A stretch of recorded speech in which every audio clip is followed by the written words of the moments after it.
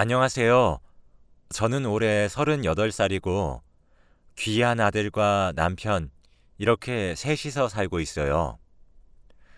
사실 남편은 얼마 전에 죽을 뻔했는데 겨우 그 고비를 넘기고 지금은 행복하게 살고 있답니다.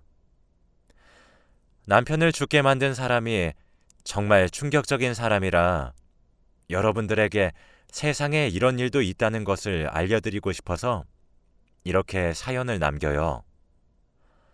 사실 저는 부모님이 안 계셔서 어릴 때부터 보육원에서 자랐습니다.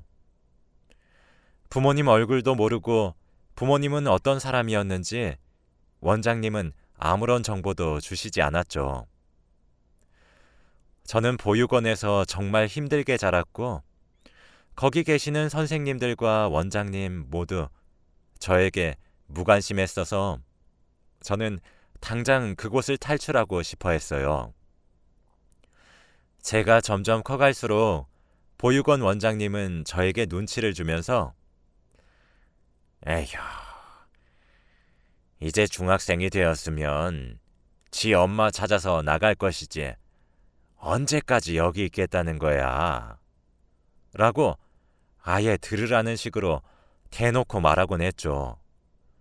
그리고 밥을 먹으러 식당에 가도 선생님들은 몸이 커지니까 밥을 너무 많이 먹네. 식비도 안 내면서 알바라도 하던지 라고 눈치를 주셨죠. 저는 보육원 사람들을 보고 저같이 소외된 아이들을 위로해주고 보듬어주는 보육원 원장이 되는 꿈을 꾸었습니다. 이런 시설에서 살게 되는 아이들이 너무 불쌍했고 버려진 것이 어른들 탓인데 저희가 무슨 잘못이 있다고 그렇게 막말을 내뱉는 걸까요? 아무튼 저는 그곳과는 상반되게 따뜻하고 상냥한 보육원 원장이 되겠다는 마음을 가지고 악착같이 거기서 버텼습니다. 보육원 원장이 되기 위해서는 다양한 자격증을 취득해야 하고 봉사활동도 주기적으로 해야 했죠. 저는 주기적으로 봉사활동을 했는데 거기서 저희 남편을 처음 만나게 되었답니다. 저는 다른 보육원의 분위기도 파악할 겸 버스를 타고 1시간은 가야 나오는 다른 보육원에서 남편과 저는 봉사활동을 했죠. 저는 아이들을 살갑게 대하면서 어린아이를 보살피는 그의 모습에 반했고 저는 어떻게든 그와 엮이고 싶었어요. 그런데 전 너무 소심한 성격이라 어디서 먼저 말을 걸거나 연락을 할 수도 없었는데 하늘은 아직 저를 버리지 않았는지 그 사람이 저에게 먼저 연락이 왔더군요. 저는 그날 그 사람의 연락에 하루 종일 방방 뛰면서 날뛰었고 그렇게 서로 마음이 맞아 저희는 연애를 시작했어요. 그때는 28살이라 이미 전에 살던 보육원을 떠난 지 한참 오래되었고 아르바이트를 하며 작은 원룸에서 공부를 하면서 살고 있었어요. 여전히 보육원 원장님이 되기 위해 자격증 공부와 봉사를 병행하며 남자친구와 사랑을 키워나갔답니다. 그렇게 연애를 총 2년을 했고 제가 30살이 되었을 때 남자친구는 저에게 청혼을 하였습니다. 그치만 저는 부모님도 없이 자라서 남자친구 부모님이 저를 좋아하시지 않을 것 같았죠.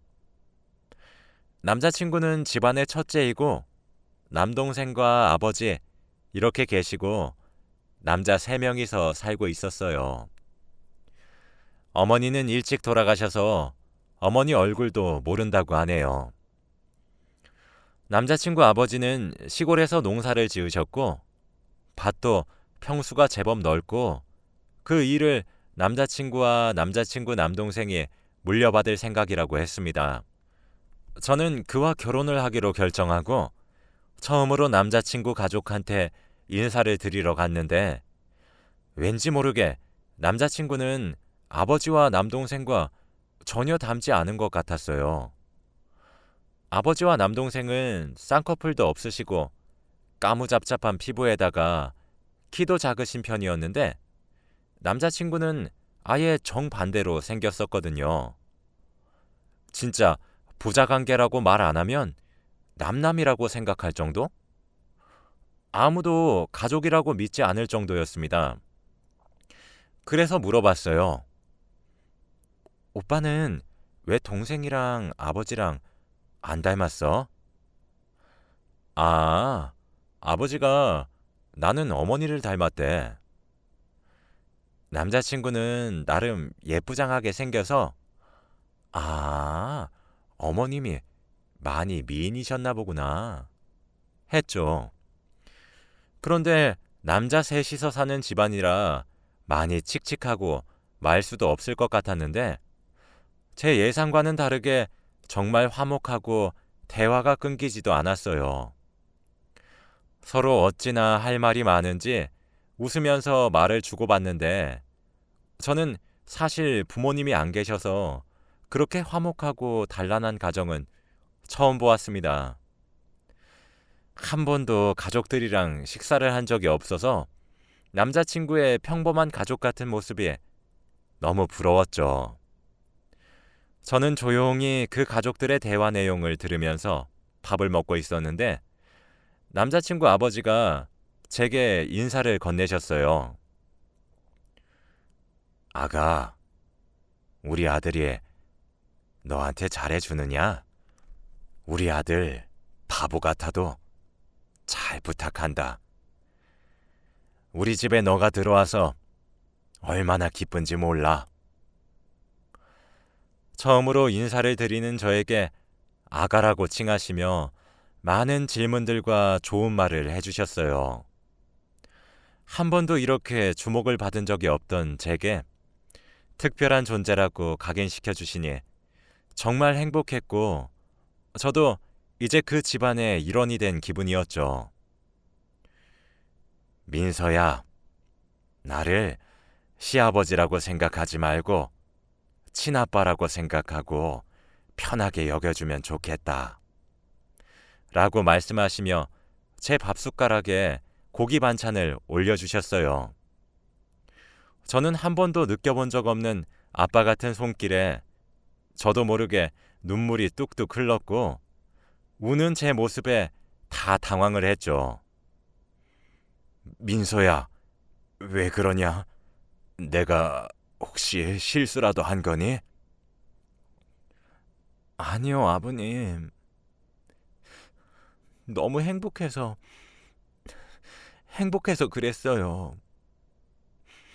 감사합니다. 부모 얼굴도 모르는 저를 며느리로 받아주신 것도 감사한데 가족처럼 대우해 주시니 꼭 이분들에게 만족스러운 며느리가 되겠다고 다짐했어요. 저는 지인이 많이 없어서 결혼식도 아주 간소하게 치렀고 남자친구 집에 들어가서 살기로 했답니다. 시댁 사람들은 밭일을 해서 매일 아침마다 나갔고 집에는 점심 식사를 하러 오는 일밖에 없었기 때문에 저는 항상 집에 혼자 남겨지게 되었죠. 너무 심심했고 시골이라 아무것도 할 수 있는 게 없어서 새참이라도 해드리자 싶어 막걸리와 파전을 구워다가 밭으로 갔습니다. 다행히 다들 좋아해 주시더라고요. 역시 며느리가 요리 솜씨는 기가 막혀. 형수님, 가게 하나 차리시는 게 어때요? 혼자만 먹기에는 너무 아까운 음식이에요. 칭찬을 아주 많이 해주셔서 저도 어깨가 으쓱 올라갔답니다. 그렇게 행복한 나날들의 연속이었고 저희에게는 또 다른 기쁨이 찾아왔어요. 그것은 바로 제가 임신을 했다는 것입니다. 사실 아이를 너무 원했지만 제 꿈을 위해 잠시 미뤘었어요. 그런데 예상치 못한 임신이라 저는 꿈보다는 아이를 선택할 수밖에 없었죠. 제 임신 소식에 시댁 식구들은 모두들 기뻐해 주셨어요. 이야, 나 그럼 할아버지 되는 게냐? 형수님, 그럼 저 작은 아빠 되는 거죠? 빨리 보고 싶다. 제가 임신을 하니 다들 아무것도 하지 말고 가만히 있으라고 했습니다. 밥을 차리고 청소하는 것은 물론 물도 가져다 주시고 하다못해 리모컨까지 직접 저에게 가져다 주셨습니다.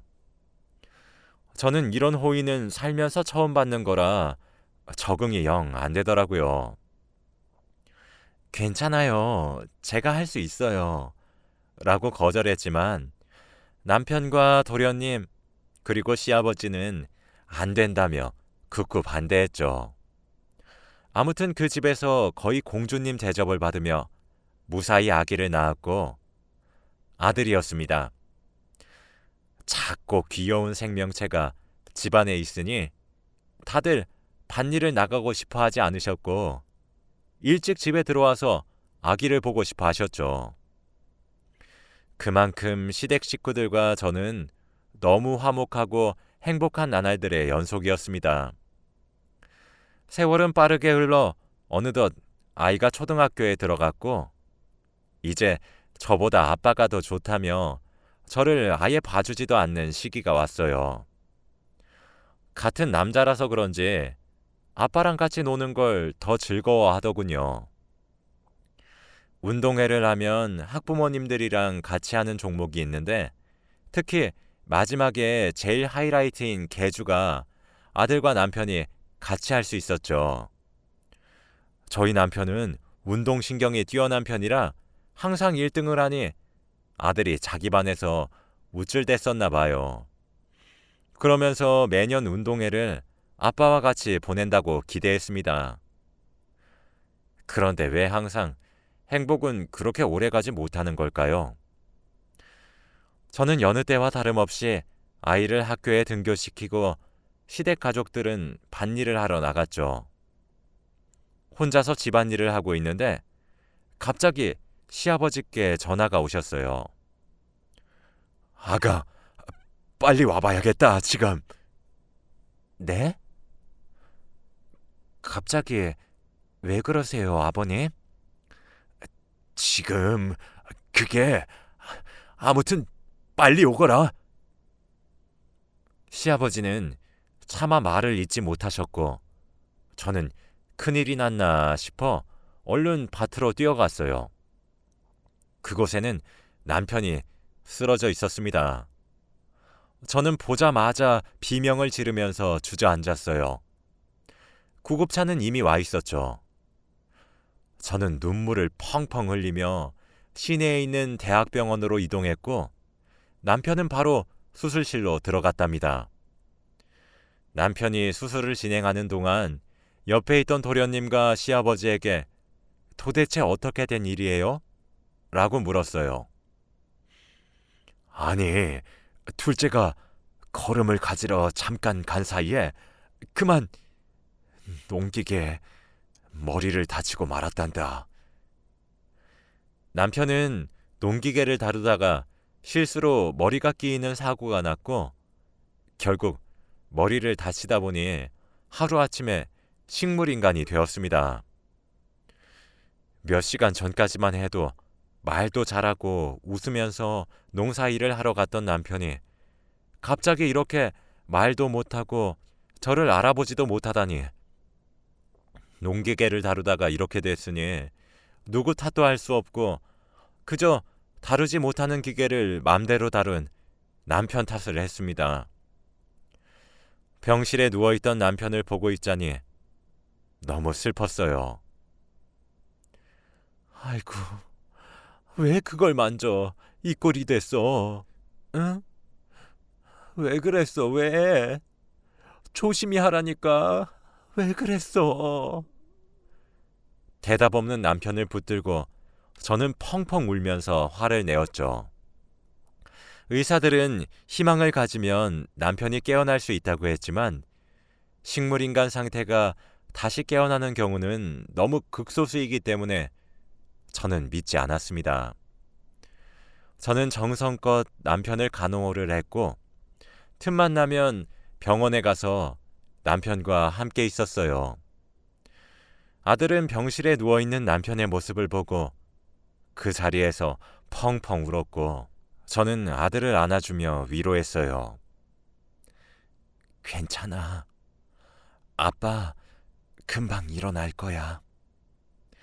라고 헛된 희망을 품게 했습니다. 부모로서 자식이 그렇게 서럽게 우는 모습을 볼 수 없었거든요. 남편의 병원비는 점점 쌓여갔고 돈은 부족해져 갔습니다. 시골이라 돈을 벌 수 있는 일은 한정적이어서 저는 있는 일 없는 일 총동원해가며 남편의 병원비를 마련했어요. 식당, 설거지, 화장실 청소 등 정말 돈이 되는 거면 뭐든지 했답니다.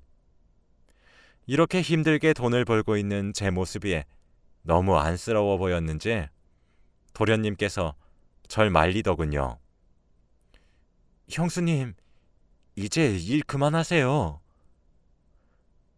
그럴 수 없어요. 남편 병원비가 산더미처럼 쌓여 있는데 제가 다 결제했어요. 앞으로 제가 형 병원비 낼 테니까 형수님은 간호만 열심히 해주세요. 네? 라고 하시는 게 아니겠어요. 저는 정말 놀랐고 눈물을 뚝뚝 흘리며 고맙다고 했고 도련님은 감사할 필요 없어요. 형 깨어나면 갚으셔야 합니다. 라고 하셨죠. 저는 너무 고마웠고 그렇게 남편의 간호에 집중할 수 있었어요. 아들은 평일에는 학교를 갔다가 주말이 되면 병원으로 와서는 저와 같이 간호를 도와주곤 했어요. 어느 날은 아빠 달리기 잘했는데 라고 말을 하더군요. 항상 운동에만 기대하면서 살았던 아들이 그렇게 말을 하니까 저는 심장이 무너지는 것 같았어요. 괜찮아. 곧 아빠 깨어나실 거야. 다시 예전처럼 같이 달릴 수 있으니까 우리 희망 버리지 말자. 라고 위로했죠. 아들이 이렇게나마 아빠를 그리워하니 너무 슬펐습니다. 옛날로 다시 돌아가고 싶었고 이건 꿈이 아닐까라며 혼자 생각도 많이 했어요. 그렇게 무려 2년이나 남편을 간호했습니다. 그런데 시간이 아무리 지나도 남편은 움직일 기미가 보이지 않았고 저는 계속되는 간호에 지칠 대로 지쳐서 남편의 죽음을 예측하고 있었답니다. 저는 평소처럼 집에서 남편이 있는 병원으로 가기 위해 준비를 하고 있었어요. 그런데 그때 급하게 남편 담당 간호사가 전화가 왔습니다. 지금 얼른 병원으로 오셔야 할 것 같아요. 라며 다급하게 말씀하셨고 저는 무슨 일이 생긴 것만 같아 택시를 타고 병원으로 급히 이동했어요. 그런데 이게 무슨 일인지 남편의 손가락이 미세하게 흔들리면서 눈꺼풀이 조금씩 움직이는 게 아니겠어요? 남편은 2년 만에 움직이기 시작했고 남편은 저를 보자마자 더듬거리며 겨우겨우 한마디를 했습니다. 아버지가 이랬어. 라고 말이에요. 저는 그게 무슨 뜻인지 생각을 했고 남편은 아버지가 내 머리를 저는 남편의 말을 듣고 입을 틀어 막았죠. 여보, 괜찮아. 말 너무 많이 했어. 그만 말해도 돼. 라고 하고 상황 파악을 하기 시작했습니다. 남편의 말에 의하면 농기계를 다루다가 사고로 다친 것이 아니라 시아버지가 의도적으로 남편을 이 지경으로 만들었다고 했죠. 저는 도저히 믿을 수 없는 사실에 어떻게 해결을 해야 하나 생각했습니다. 남편은 거짓말을 할 사람도 아니었고, 저희 동네는 워낙 시골이라 CCTV도 없어서 증거를 찾을 수 없었거든요. 그리고 밭이라 사람들이 지나가지 않기 때문에 목격자를 찾을 수도 없는 마당이었고요. 저는 마음대로 남편 말만 듣고 함부로 시아버지에게 화를 낼 수도 없는 노릇이었습니다. 저는 무거운 마음을 가지고 집으로 돌아왔고 시아버지와 도련님은 저를 반갑게 맞아주셨죠. 남편이 움직이고 그런 말을 했다고는 일절 말을 하지 않았고 무엇보다 그런 말을 듣고 난 후부터 시아버지가 예전처럼 보이지 않았습니다. 저는 그렇게 마음의 짐을 안고 집안일도 하고 청소도 하고 있었죠. 몸이 바쁘면 생각 정리에 효과적일 것 같아서 미뤄왔던 창고 정리도 하기로 마음을 먹었어요. 저는 먼지 쌓인 창고를 정리하고 있는데 갑자기 탁상 밑에 천으로 뒤덮인 무언가가 있더라고요. 저는 그것도 치우려고 들었어요. 그런데 감싸고 있던 헝겊은 빨갛게 물들어 있었습니다. 그것은 남편의 말을 뒷받침하는 중요한 증거였어요. 저는 그것을 보자마자 비명을 질렀고 그때는 다행히 도련님과 시아버지가 밭에 있어서 집에는 저 혼자였어요. 저는 바로 그 증거품을 가지고 시내에 있는 경찰서로 향했고 신고 접수를 했습니다. 다행히 손잡이에 있는 지문이 시아버지라고 나왔고 피도 남편의 피가 맞았습니다. 네, 그렇게 시아버지의 범행 혐의가 인정이 된 것이죠. 저는 끝까지 아는 체 하지 않았고 평소처럼 행동을 하며 시아버지를 신고한 티를 내지 않았어요. 왜냐하면 사람을 죽이려고 한 사람인데 제가 신고한 사실을 알면 시아버지가 저에게 어떤 짓을 하실지 너무 무서웠거든요. 저는 평소처럼 집안일을 하고 있었고 경찰이 저희 집에 들이닥쳐 시아버지를 체포해 갔습니다. 도련님은 당황을 하며 저기요, 저희 아버지를 왜 데려가요? 라고 소리를 쳤죠. 저는 그런 도련님에게 무슨 일인지 설명을 했고 그 자리에서 도련님은 기절을 했습니다. 너무 충격적이었나 봅니다. 그렇게 경찰서로 가게 된 시아버지는 조사를 받게 됐어요. 조사 과정에서 알게 된 사실은 정말 충격적이었습니다. 시아버지가 자신의 자식을 죽이려고 한 이유가 바로 돈 때문이었다는 것을 알게 되었거든요.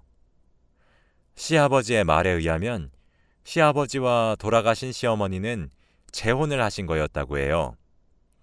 재혼하실 당시엔 두 분께 자식이 각각 한 명씩 있었고 그래서 시어머니의 자식인 저의 남편 그리고 시아버지의 자식인 도련님 이렇게 네 사람이 가족이 된 거였죠. 결론적으로 제 남편은 시아버지의 친아들이 아니었던 겁니다. 그런데 시어머니가 돌아가시게 되자 두 아들을 키우기 벅차하셨고 시어머니가 남편에게 해놓은 사망보험금을 노리고 계셨던 거죠. 물론 도련님과 남편은 그런 일을 전혀 몰랐고 둘이 친형제가 아닌 것도 전혀 몰랐어요. 그렇게 남편 앞으로 된 보험금을 노렸지만 결국은 마음대로 되지 않았고 식물인간 상태가 되었던 거죠. 시아버지는 남편을 어떻게든 처리하려고 했지만 제가 하루 종일 남편의 옆에 붙어서 간호를 하고 있으니 그럴 틈이 없었다고 합니다. 워낙 친절하고 다정했던 시아버지에게 그런 면이 있었는지 전혀 몰랐고 돈에 미쳐서 어떻게 그런 일까지 계획하는지 그리고 눈 하나 깜빡하지 않고 저에게 새빨간 거짓말을 치다니. 시아버지는 결국 법의 심판을 받게 되었습니다. 오랜 기간 끝에 시아버지는 감옥으로 들어가셨고 도련님도 시아버지와 아예 인연을 끊고 살고 있습니다. 남편은 그 뒤로 조금씩 몸이 많이 좋아져서 어느 정도 희망이 보인다고 의사 선생님께서 말씀하셨어요. 저와 아들은 같이 남편을 간호하는데 힘쓰고 있답니다. 하루는 도련님이 그러시더군요. 형수님, 제가 정말 죄송합니다. 저는 전혀 몰랐어요. 알아요, 도련님. 도련님이 무슨 잘못이 있겠어요. 이제 도련님 인생 사세요. 형수님, 제가 드릴 건 없고 이거 받아주세요. 저희 아버지를 용서해달라고 드리는 것은 아닙니다. 너무 죄송하고 아버지의 아들로서 이렇게라도 해야 될 것 같아서. 도련님이 제게 준 그 통장 안에는 거액이 들어있었어요. 도련님, 이 돈 어디서 나셨어요? 아버지 밭을 팔았어요. 도저히 그 밭으로 생계를 유지하기에는 제가 천벌을 받을 것 같아서요. 저는 절대 받지 않겠다고 했지만 도련님은 저에게 통장을 주고는 도망치듯 나가셨어요. 그 뒤로 도련님은 어디로 사라지셨는지 저의 연락은 전혀 받지 않으셨죠. 도련님이 주신 통장에는 돈이 제법 많이 있어서 그 돈으로 남편의 병원비에 아들 교육비 그리고 집까지 구할 수 있었습니다. 아버지가 잘못을 했는데 왜 아들인 도련님이 죗값을 치르는 느낌일까요? 아무튼 지금의 저는 일과 남편의 간호를 병행하며 살고 있어요. 하마터면 과부가 될 뻔했는데 그나마 다행이라고 해야 할까요? 제 이야기는 여기까지입니다. 들어주셔서 감사합니다.